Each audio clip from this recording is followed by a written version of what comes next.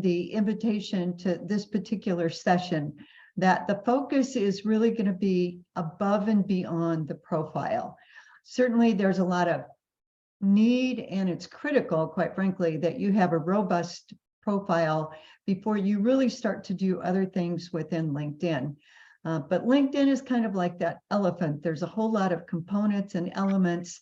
And so that's what we're really going to focus on today, is everything beyond the profile. So I'm actually going to start up here on the toolbar and just give a quick orientation before we actually go into some areas where Ellen may ask me some questions, or you guys come in with your questions and so forth. I do expect this to be very interactive. It makes it much more enjoyable and informative that way. So as we come to the toolbar, we have our search window over here, which I'm going to come back to a little bit later, because there are really some good things that you can do with search that may or may not be known to you today. The second place I'm going to move over to is the home screen, where we currently are. As you can tell, it's much like the home screen of any other website. Probably the most important part of it is here in the center.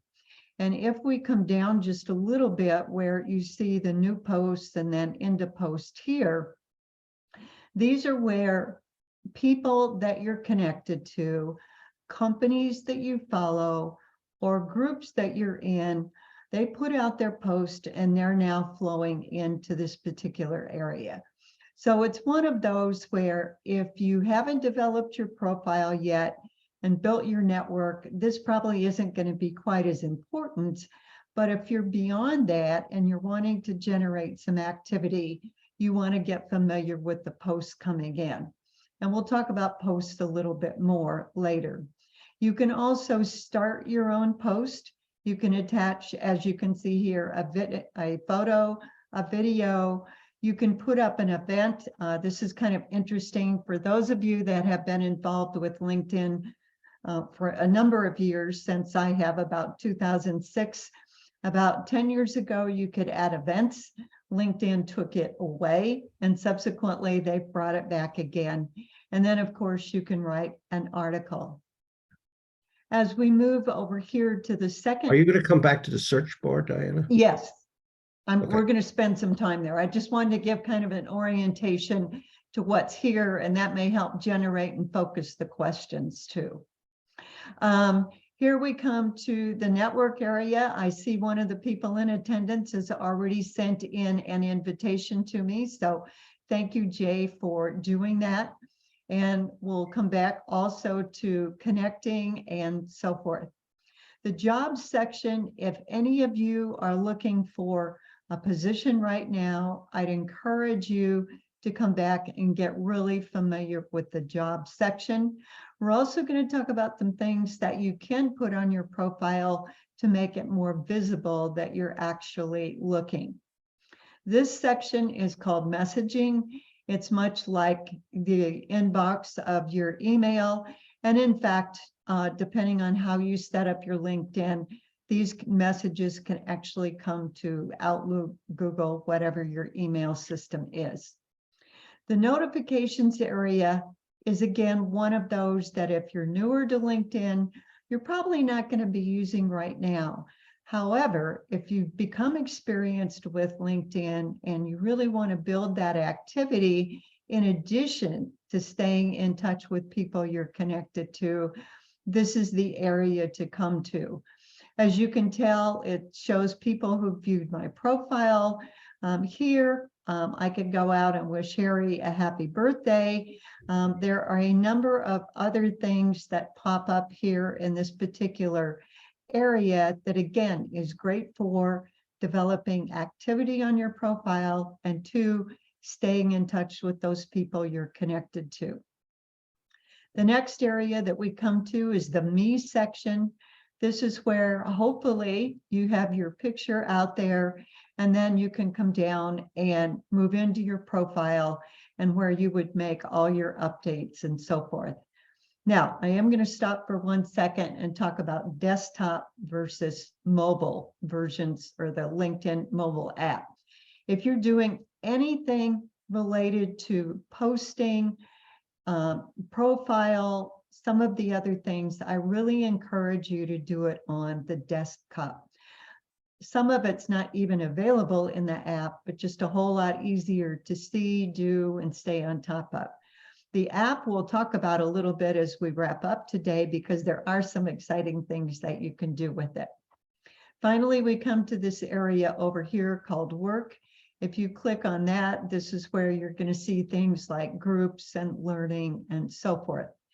If you're with the free or the basic version of LinkedIn, the only thing that's really accessible to you here is groups.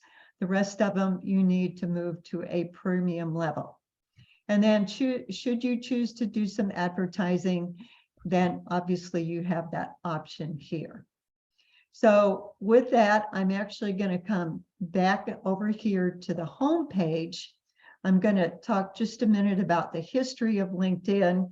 And then, Alan, if there's a particular place that you want me to start, I'm going to ask you where that is. But first, history of LinkedIn was actually started May 5th, 2003.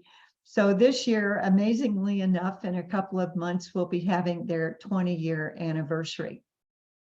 In 2011, they went through an IPO, and in 2016 were acquired by Microsoft. This is virtually the only Microsoft acquisition that they've left, I'll call it standalone, and not really brought under the Microsoft umbrella. At this point, there are over 900 million what they call users or members on LinkedIn. Approximately 40% are in the United States. The other 60% are around the world. So back to, depending on what your strategy is going to be with LinkedIn, or what maybe some of the components you want to use. And that's the other thing I'd like everybody to think about is, what is your strategy? Is it because you just want to connect with people and you want to have a profile out there so that if somebody goes to look for you, they can find you? Do you want to be more active and be posting? Do you want to be more prominent with your business and therefore have a company page? What is it you want to do? Because as I mentioned in the beginning, there's a lot to LinkedIn. And if you're trying to do everything without a strategy, probably not going to work so well. So, Diana, Alan, where would you like me to go next? well, one of the first things is, how do you distinguish between, let's say, which social media I should be on? Why should I be on LinkedIn versus Facebook, or both, or B2B, B2C? Maybe a short discussion on that. Sure. So if you're really B2B and you personally are more, I'll call it professional than a little bit open in how you want to do your business, I would encourage you to stay with LinkedIn. You can certainly put your business on a Facebook or an Instagram, but those platforms are really more appropriate to B2C situations. I'm sure you've all seen a lot of the pictures on Instagram or even things in Facebook that relate to, let's say, things in your home or foods or clothing or whatever. You can do that on LinkedIn, but I would probably be more inclined to do that within a Facebook, Instagram, keeping the B2B within LinkedIn. Okay. Good. So do you have a place that you'd like me to go next? It looks like we have one question. Maybe I should start with that. Sure. I'd like to know how I leverage LinkedIn as a small business owner as opposed to an employee of a company. Okay. So the first thing, as I mentioned, is you're still going to want to have a robust profile. The second thing you're going to want to consider developing is what's called a company page. Now, I noticed a couple of you that registered that are here within the call have already developed your company page. And so if you want to jump in with some comments, feel free to do that in the chat, and I'm sure Alan will pick it up. But a company page is simply that. You talk about how many employees you have, what your products are, how many employees within LinkedIn are associated to your company. But the most important thing about having a company page is that you can post content to it. And now when you're sending that content out, it's coming from your company, not from you personally. If you're an individual sole proprietor, so to speak, it's really kind of a toss-up whether you post on your company page or your profile. But the minute that you start to have employees who are also posting, you want that associated to your company. The second reason that you might want to consider a company page is that earlier this year, end of last year, LinkedIn initiated what they call the newsletter feature. Again, that can be associated to an individual profile or a company page. But if you do it within the company page, again, it's coming from the company.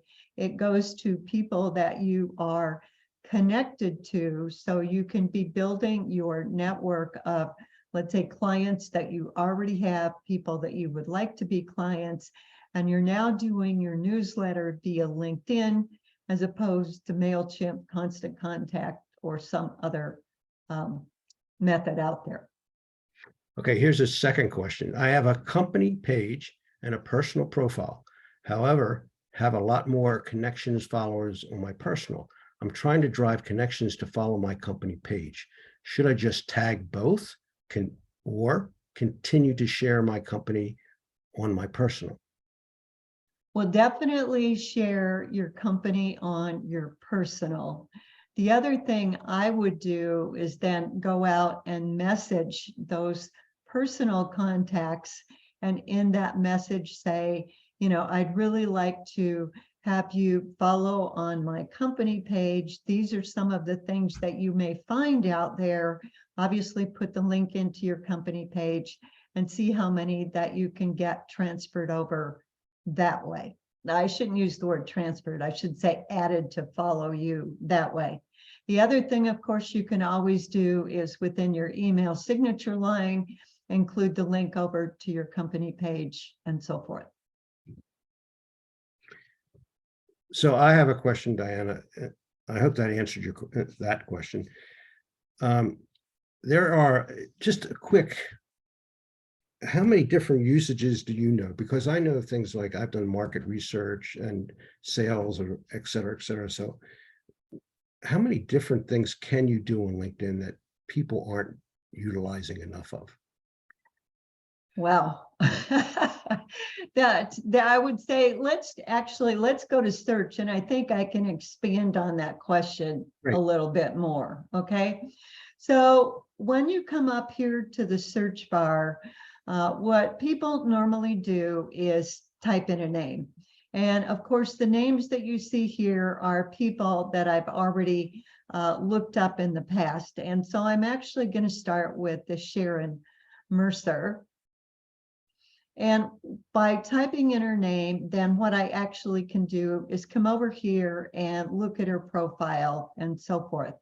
But let me go back here and let me type in actually Alan. And I want to type it in for a reason instead of clicking on it. So bear with that part. And you'll notice that there are several Alan Hamelsteins come up, only one with Alan spelling, but it says see all results. So at this point, it certainly shows me Alan, who we're going to click on here shortly, but it also shows me some of these other people. I didn't realize there were other Allens. There you go. And this guy's in San Antonio and retired after 43 years. What can I say? Maybe he's a SCORE mentee prospect, you know? In any event, what I want to show you is up here at the top, that you'll notice now that the search opened up all these other areas that you can actually come in and do searches on. And the one that I find most valuable is coming over here to what's called all filters. And so you'll notice as I scroll down that I could do connections. I could do a connection of Ellen. I could do followers of somebody here, locations. It goes into topics, companies, past companies, schools, industries. Whoops, fast forward a little bit there. Languages, service categories, and keywords. And where I'm trying to get to is the keywords. So now Ellen has a pretty unique name, but even though there are two others besides him, but let's presume that your name is Linda Smith. If I had typed Linda Smith up here, I'm going to end up with probably something like 20,000 people. Because the way LinkedIn looks at it is they say anybody that has Linda in their name or Smith in their name, they're going to respond.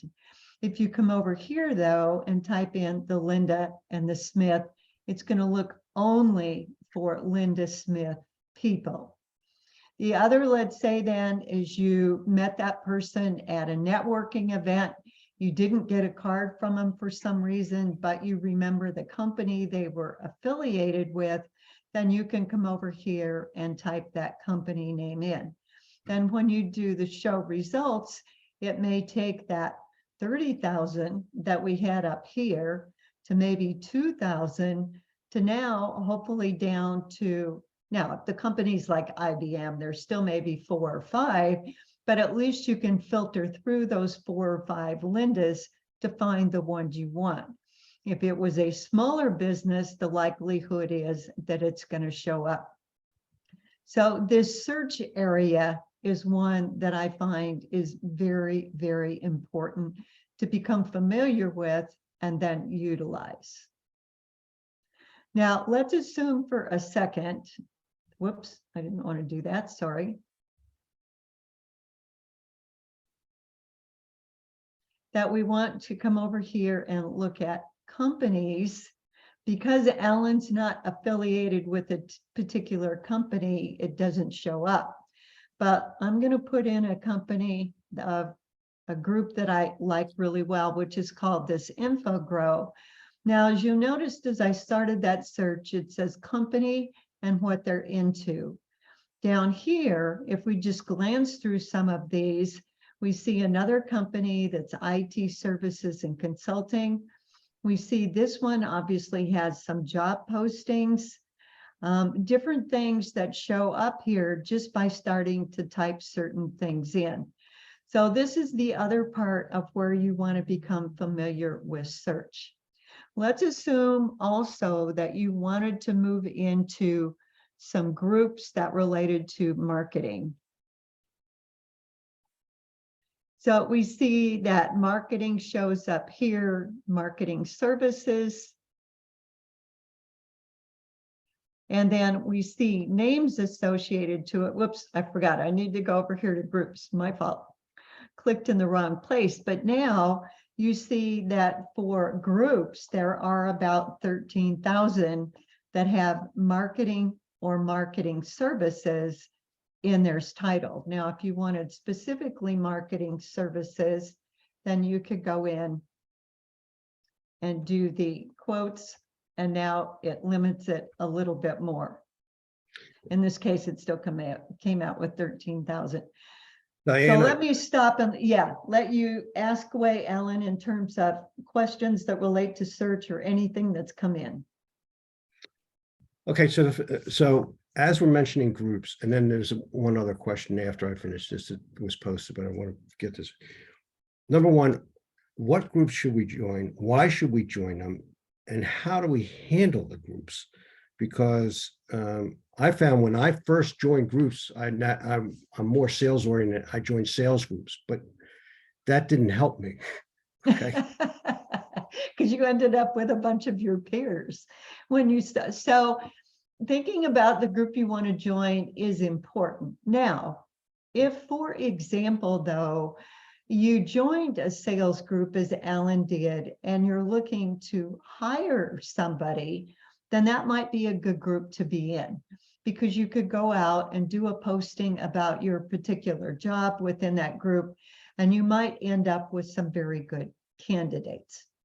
The other reason that you might want to be in a group where you have some of your peers is to become a little bit of what I'll call the thought leader.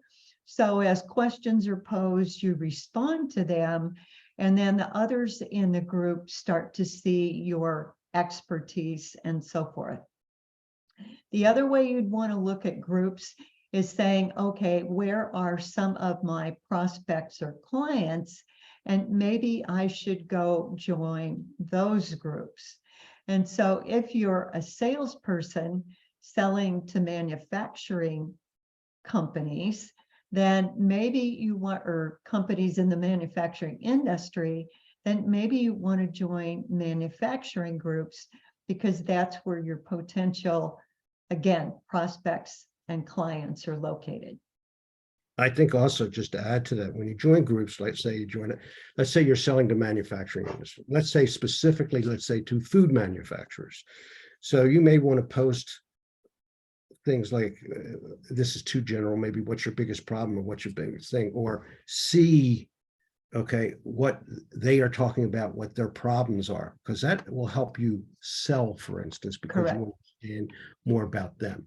Plus the fact there are connections within the groups that you see somebody particular that may have answered something that you can immediately connect with and said, you had an interesting answer, I'd like to discuss this further or something. So there's so many possibilities with groups, okay, that it's unbelievable.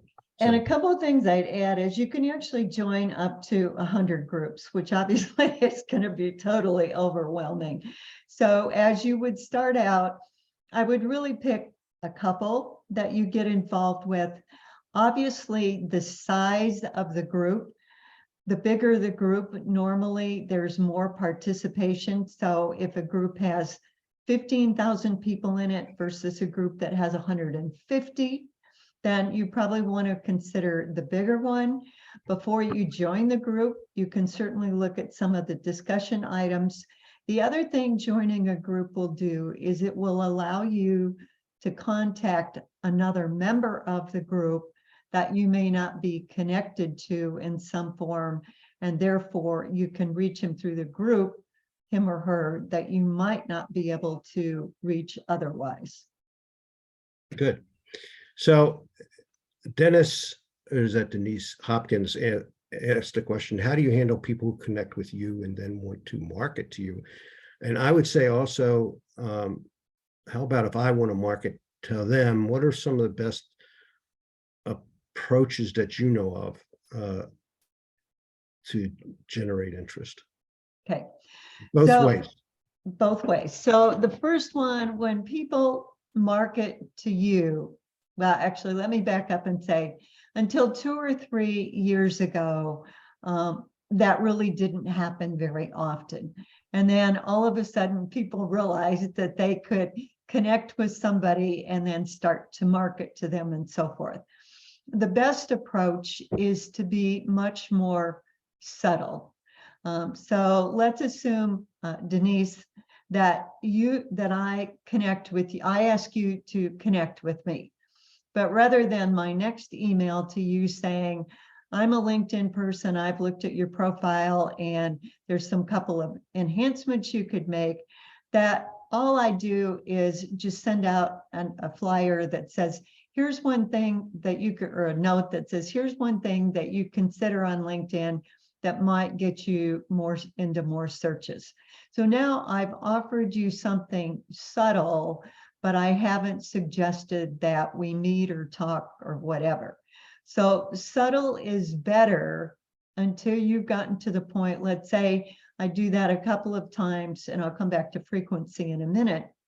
But I do that a couple of times, and after the third time, Denise comes back and says, you know, your stuff's been very helpful.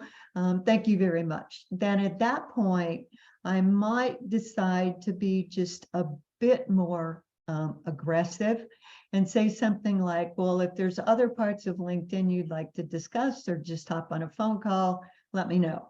but not until I've gotten, I'll call it recognition from her, that she sees value in what I'm doing. Does that make sense? When I talked about frequency, by the way, that shouldn't be once a week or probably even once a month, maybe once a quarter to get started. I mean, these are not going to be immediate prospects. You want to develop and nurture them over time. So Which really kind of leads into your point, Alan, of how how you or I should be marketing out to other people. Right. So let me tell you the true story. So I helped the sales manager develop on LinkedIn, and he took it to another level. And what he did, and remember, the biggest problem I see in LinkedIn is too many people are trying to sell instead of engage. Right. It's Right. very important to engage them. Don't try and sell too much. And the way you do it is basically the way this fella did it.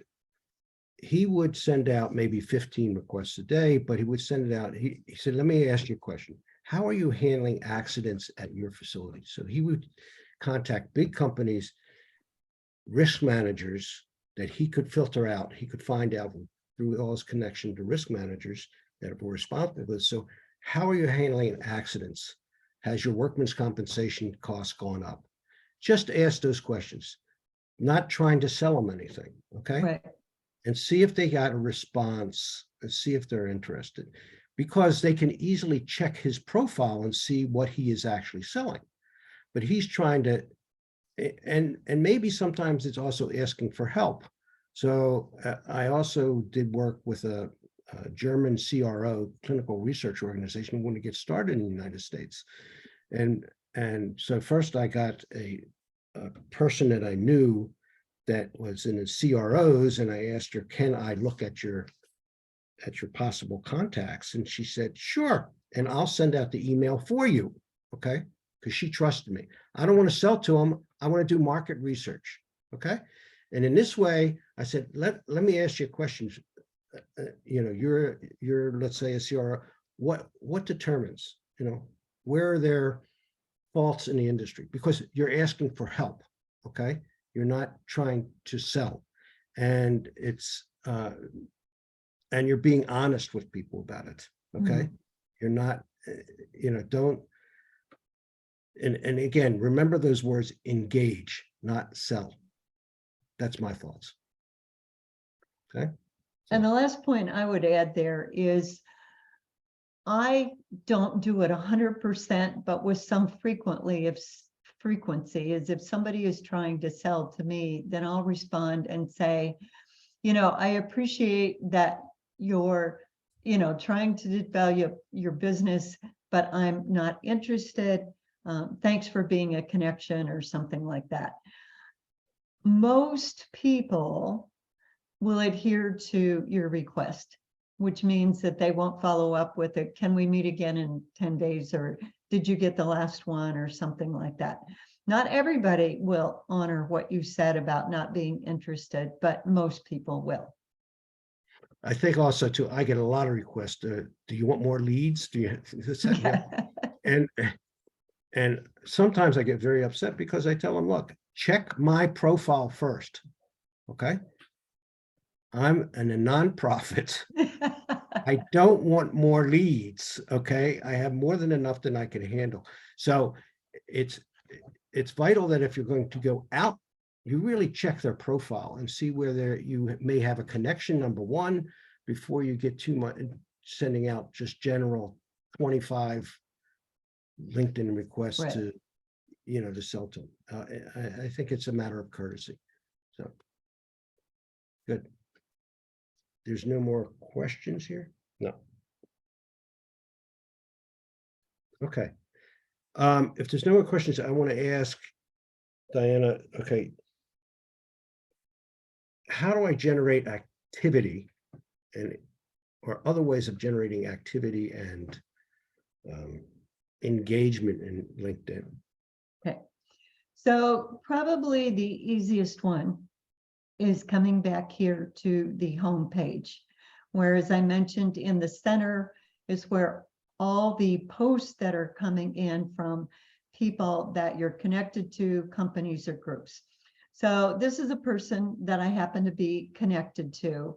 And obviously her whole focus is on wellness. So you'll notice I could come down here, and much like other platforms, I could choose to like it, I could comment, I could repost it, or I could send it off to other people that I'm connected to in LinkedIn. So again, this is the easiest way to start your activity. Liking within the LinkedIn algorithm is some activity, this is more, and by the time you've worked up to sending it is a higher level of activity than like would be. So that would be one way to generate activity.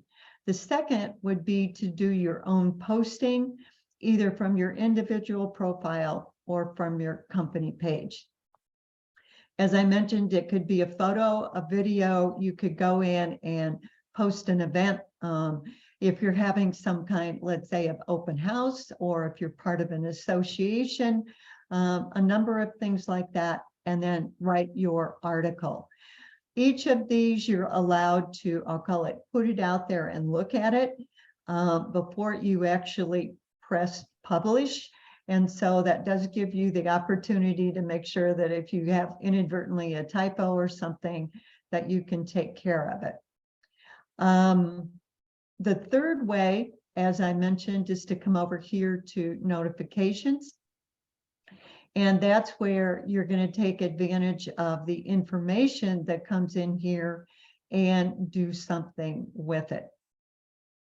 But the ones that carries the most weight is you doing your individual posts, whether it's a post or as much as an article. Now, when you get it all the way to the article, then LinkedIn keeps the stats for you. So if you're the kind of person that likes to know the numbers, then that will be available to you also. Of course, the other thing, which is I should have said probably is number one, is the biggest way to build activity is to build your network. So if we go in here to this section, on the left, it shows connections, excuse me, contacts, groups, newsletters, and so forth. So most of you, at least the ones that I looked up your profile, a good portion of you had at least 300, if not more than 500 connections. This is going to show you the actual number. And so as you think about it, if you're connected, let's say, to that 500 people, and each of those 500 people is connected to another 500, that's how you've started to build your network. And because you even have access to third-degree connections, then that exponentially increases again. So the building of the fun of your network is second only to having a robust profile. Good. So Denise Hopkins asked another question. She said, I've changed my career significantly over time. How far back do I go with my career information? 1, due to relevancy, and 2, due to aging myself. So there's a couple ways to look at this, Denise. First of all, I'm actually going to start with the aging component, which is, and this applies to everybody, but please make sure that your picture out there is current. I have a number of people that I know that currently have gray hair, and their picture is blonde or dark brown or something else. So your picture needs to look like what you really look like. Having said that, then kind of takes you into, people are going to know that you're what, over 50, under 50, 20, whatever. I mean, they may not know exactly, but they're going to guess. So I think it's valuable to, quite frankly, list the majority of your career, even if it's not the same thing you're doing right now, but just minimize it. So in other words, if you go back into my career, you'll see that there's a number of companies that I worked for that it just says company, title, and years, and gives a brief description of the company. It doesn't go into any other detail other than that. The only ones that I offer detail on are the ones that I'm currently associated with. Diana, so I used to run a job network and had a couple of human resource people come in. And the critical thing is in that about section is to talk about your accomplishments with numbers, okay? That say, well, I increased sales by 25%, or, you know, purchasing, I cut the cost by developing a computer program or something. Because that's, people are interested in your accomplishments, not your responsibilities so much, okay? Because everybody's had a Right. lot of responsibilities and they can write them up, but what did you actually accomplish? That's what they want to know, and that's what attracts them.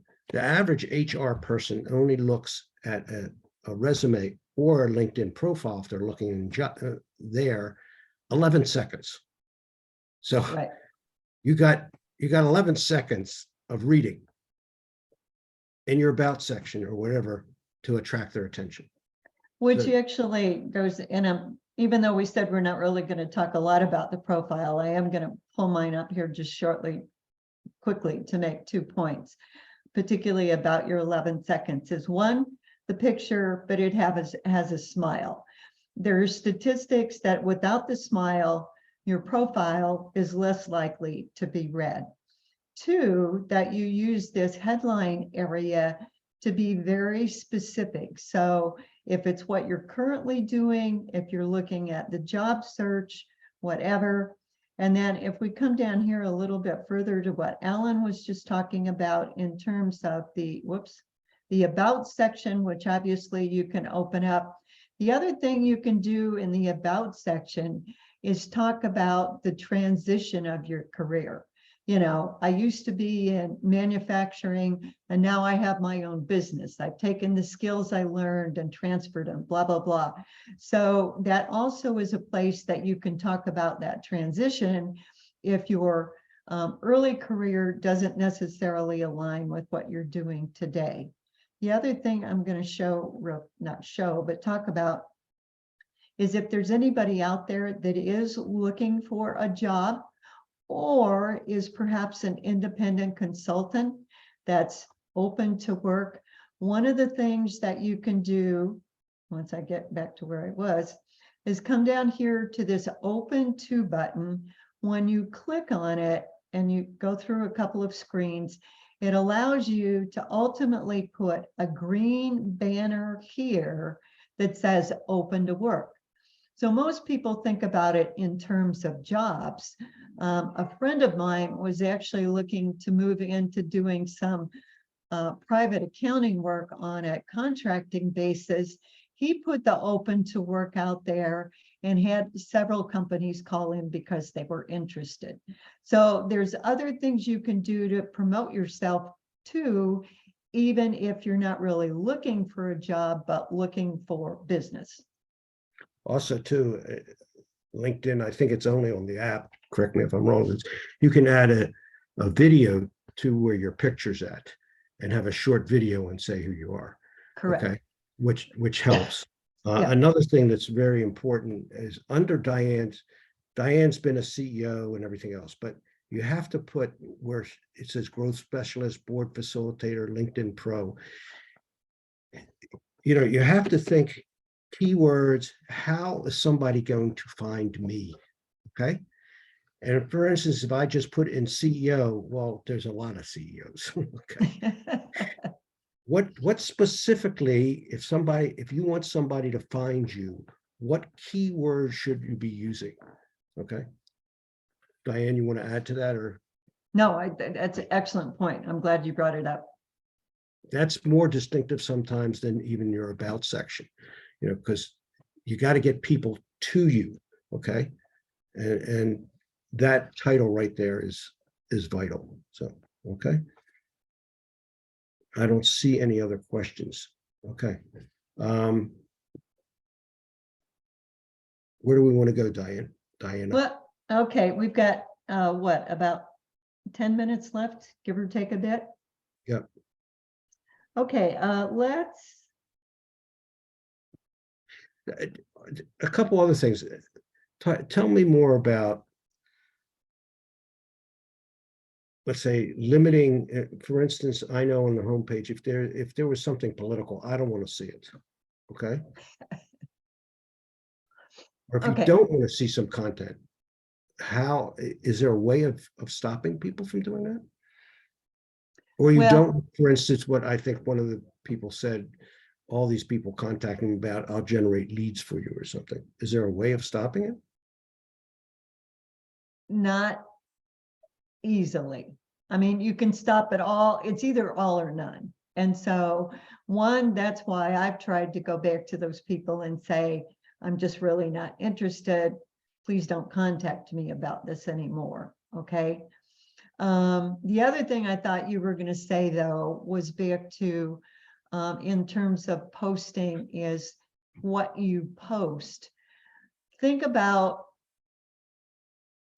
how it's going to be read by somebody else. So a year or two ago, a friend of mine posted something about Trump. I don't even remember what it was, but he was definitely a Trump supporter. Well, at that point, though, he was working with a client who was just the opposite. And that particular client happened to see the post and said, we just can't do business together any longer. So as you choose to post things out there, even though they may be very, I'll call it important to you, and I'm thinking politically, doesn't mean they're going to be to everybody else. And in this particular case, it wasn't a huge client, but it was a client. And so just kind of think about what you're putting out there and what the value to other people's going to be. And do make sure it has value. Don't be posting just to put something out there to, I'll call it, try to generate that activity. Good. So I had another situation where years ago, I haven't done it in a long while, but I blogged on my website, but I also blogged on LinkedIn, and the responses in LinkedIn were incredible. And are you still able to blog in general on LinkedIn? It would be essentially the posting. Okay. That's what I would call the blogging now. That's it. The feature isn't the same as it was when you were using it. No. Okay. So another question came in. What is LinkedIn policy on using their logo in our business marketing tools? It's an excellent question. And when you actually go in to do the research, it's a little bit gray, but fundamentally, you're allowed to put, if you go in and do LinkedIn branding and look up their branding, it's going to give you 2 or 3 logos that you, for example, could put on your website, that you could put on a business card, that sort of thing, your email signature. But there's 2 to 3 that you have to specifically use, as opposed to all of the logos that LinkedIn uses. But generally, they become, I'll call it, more flexible with that over the years, because obviously it's to their advantage for people to be having the logo on a social media platform, a website, or something else, newsletter that maybe wasn't there before. Okay. Any other questions?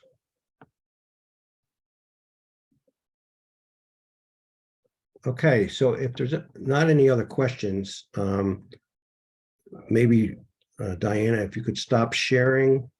Okay. That I can do.